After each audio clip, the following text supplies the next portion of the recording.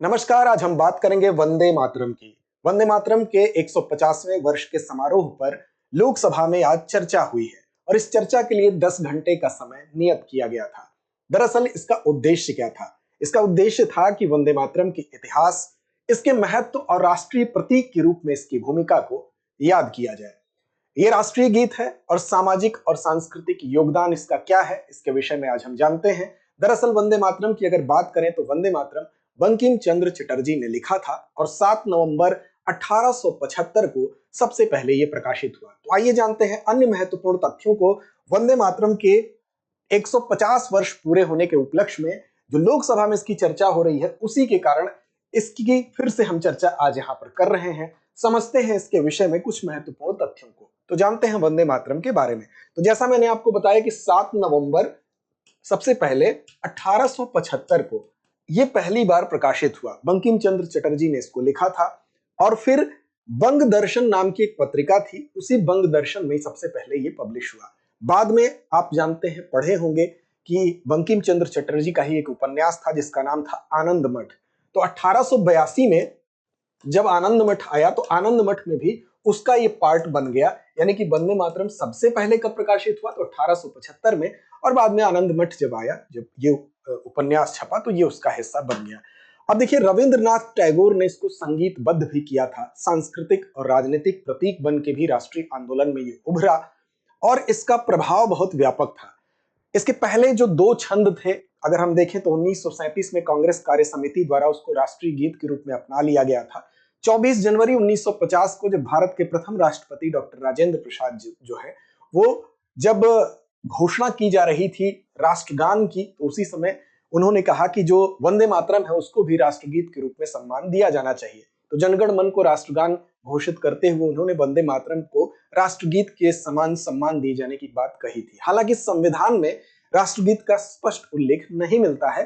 अनुच्छेद 51A ये जरूर कहता है कि राष्ट्रीय ध्वज, संविधान राष्ट्रीय ध्वज और राष्ट्रगान का सम्मान किया जाना चाहिए, लेकिन राष्ट्रगीत के लिए स्पष्ट उल्लेख संविधान में नहीं मिलता है। देखिए, वंदे मातरम की अगर बात करें तो सबसे पहले 1896 में, 1896 में आप देखेंगे कि पहली बार वंदे मातरम जो है वो कोलकाता अधिवेशन हो रहा था कांग्रेस का, और वहां पर रविंद्रनाथ टैगोर ने इसको गाया और प्रथम सार्वजनिक प्रस्तुति के रूप में 1896 में इसको देखा गया। जल्द ही इसके पहले जो 2 पद हैं, उन पहले 2 पदों को कांग्रेस की सभाओं में एक, हम कह सकते हैं कि नियमित पार्ट के रूप में स्वीकार कर लिया गया था। उसके बाद 1905 में आप देखेंगे, 1905 में जब कांग्रेस का अधिवेशन हुआ तो वहां पर वाराणसी में यह अधिवेशन हुआ था। वहां पर अखिल भारतीय जो अवसर है, अखिल भारतीय अवसर जितने भी होंगे उसके लिए इस वंदे मातरम को अपना लिया गया। आजाद हिंद फौज ने जब अपनी अंतरिम सरकार बनाई तो वहां भी वंदे मातरम की गूंज सुनाई दी।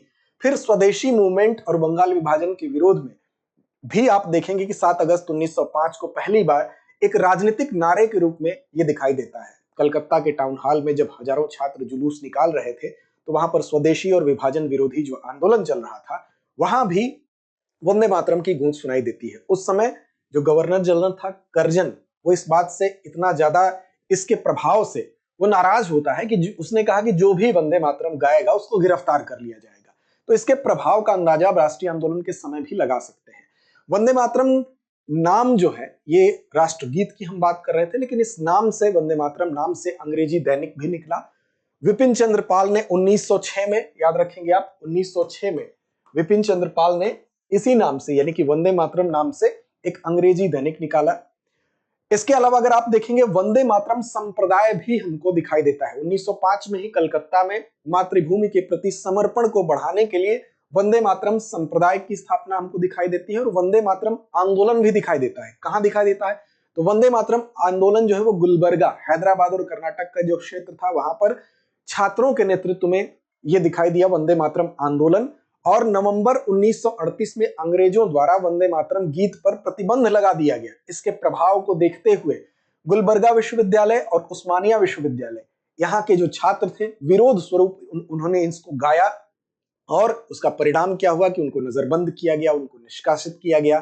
वंदे मातरम कई अन्य जगहों पर भी अपना प्रभाव दिखाता है। 1907 में स्टटगार्ड में जब तिरंगा पहली बार फहराया जाता है तो वहां पर भी उस तिरंगे पर वंदे मातरम लिखा होता है। इसके अलावा बहुत से हमारे ऐसे क्रांतिकारी बहुत से हमारे ऐसे देश के वीर सपूत जो अपनी अंतिम सांस लेने के लिए जब फांसी के फंदे पर जा रहे थे तो वहां भी उन्होंने वंदे मातरम गुनगुनाया था।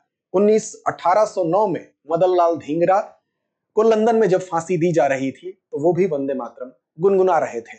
चलिए कमेंट करके बताइए और कौन से ऐसे वीर सपूत हमारे जो भारत के लिए बलवेदी पर अपनी जान देने से पहले वंदे मातरम गुनगुनाए थे। तो चलिए चलते हैं अंत में एक महत्वपूर्ण सूचना की तरफ। वो सूचना ये है कि दृष्टि आईएएस अब खुल गया है आपके शहर रांची में भी। अगर आप जेपीएससी और यूपीएससी की तैयारी करना चाहते हैं तो आप हमारे दृष्टि के रांची सेंटर से भी लाभान्वित हो सकते हैं।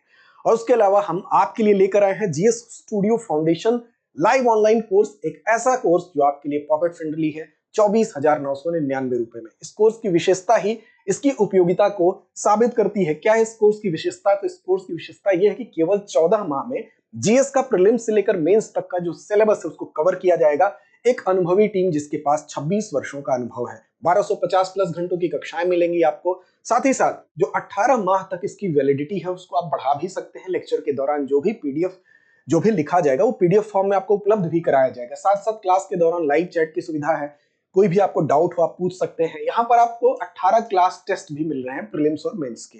साथ साथ आपको प्रिंटेड क्लास नोट्स मिल रहे हैं और आपको करंट अफेयर्स का 2 साल का एक्सेस दिया जा रहा है। साथ ही साथ 2 साल के आपको करंट के मैटर भी प्रोवाइड कराए जाएंगे। और इसके लिए जो कक्षाएं हैं हिंदी अंग्रेजी दोनों माध्यम में है, उसमें एडमिशन प्रारंभ हो चुका है।